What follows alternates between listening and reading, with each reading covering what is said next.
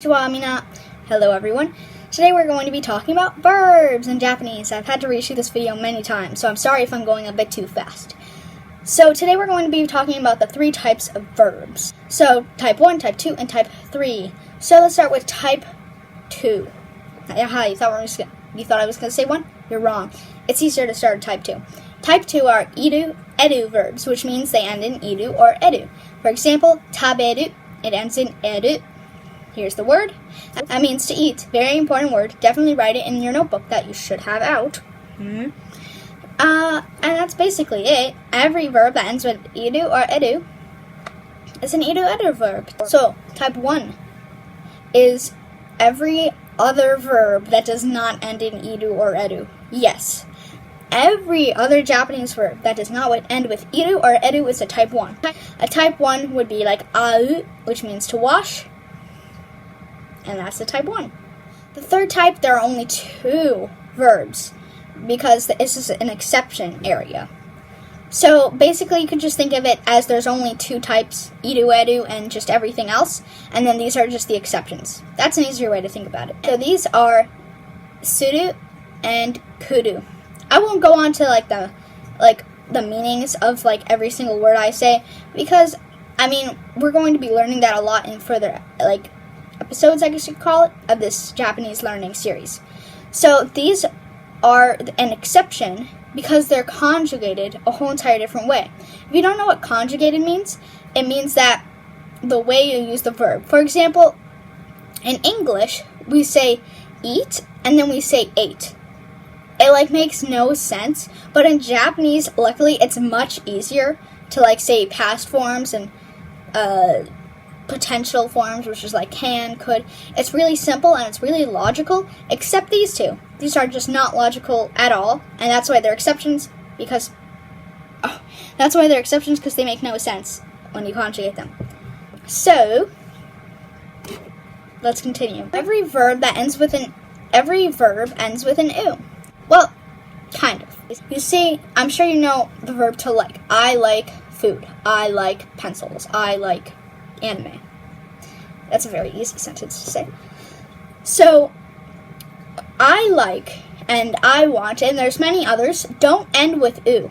Ski and hoshi. Hoshi, want, and ski, like. So, you would ask, how do you conjugate these then?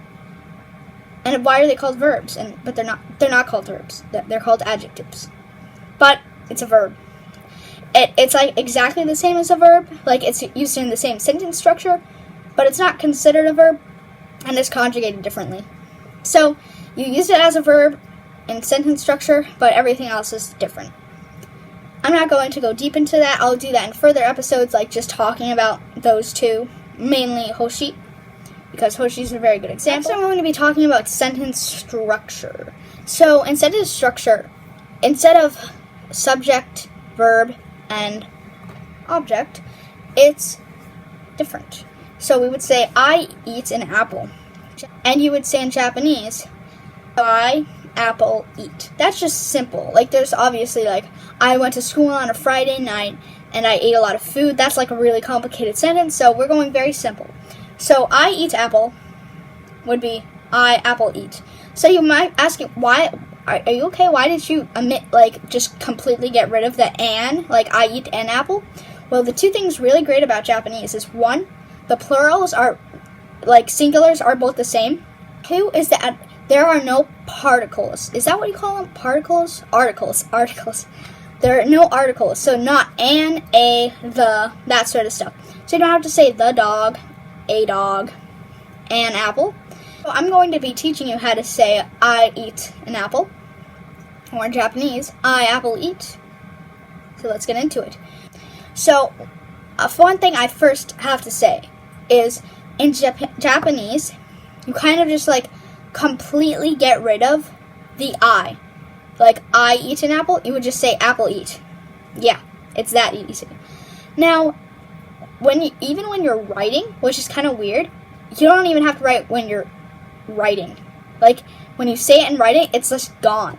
So, apple in Japanese is ringo. This could also mean apples, because plural and singular are the same.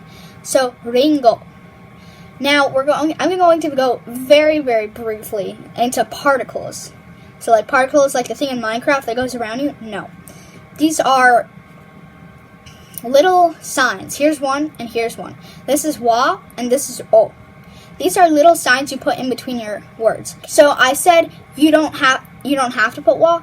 I mean you don't have to put watashi, which means I. Watashi. But I mean, you still can. It's not like you have to, you just don't, you can't. You can. So, in this example, I will be using watashi because the subject can change. Like, it's not watashi. So, only pronouns are, like, gone. So, watashi, I, wa. Wa is a particle in between the subject and the object. And this is here just to say that this is the subject and this is the object. That's all it's here. It's very simple to know. You'll get the hang of it. Definitely write the sentence down. Watashi wa ringo, apple. I, apple. And then you're going to use a particle called o. It's written as wo, if you know hiragana, which you should if you don't learn that now. Wo, but it's pronounced as o. Oh, future me. So also, the particle wa is written as ha, which you saw in the text. So remember that too. Also, don't watch my fingers. It's backwards. And then you say taberu. Taberu. One quick thing. Every idu, edu verb, if you want it formal, change the ru to masu. Masu. So, watashi wa ringo o taberu. Or mas if it's formal. Yes, there are formal and informal ways of saying verbs. It's not that complicated, I promise. So, let's all say it together. Watashi wa ringo o taberu. Yep. Good job. So, I kind of like got away from the whole verb thing, but this is still very important and very essential when you speak Japanese and when you learn it. And so, one little tiny more thing, I don't want this video to go over 10 minutes, is you could just say one word and it will be a sentence. So we're going to keep using taberu because it's very simple. Now, first, I will say it, the sentence. So, taberu. Taberu. That means to eat. So, taberu, taberu. That just means eat, eat. Because, as I said, you can omit the subject. So, instead of saying, you eat, you want to eat, and they would just say, I eat. But here, you just say, you get rid of the you, and you say eat, and then instead of saying I eat, I will eat, you just say eat. Now, this can only be used in that type of form, like will eat, and like eat. I wouldn't use eating yet, because there's going to be the next video about eating. So, yeah. So, I'll give another example. Eat apple, so you would say ringo o taberu, ringo o taberu, and then we say taberu, because I will eat. But you just get rid of the I. If you want to be formal, you could just say watashi wa taberu. Now, always put the verb at the end of the sentence, object in the middle, and subject at first. That is all for today. Thank you for watching. Any questions, please leave it below. Thank you. Bye. Sayonara.